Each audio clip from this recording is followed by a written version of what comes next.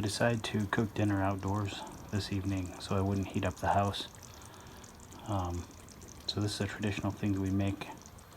It's not really traditional, I mean, I'm Italian, but this is something that we tend to make, let me put it that way.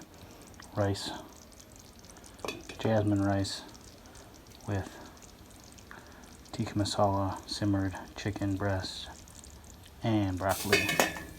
The kids generally like it, and we can get a couple meals off it.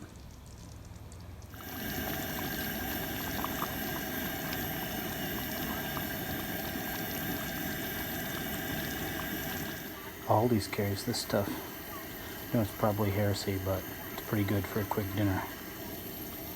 So my question for you guys is this. If you want to do this at camp, and you weren't bringing all your pots from home, do you guys know of a family cook set that could do this?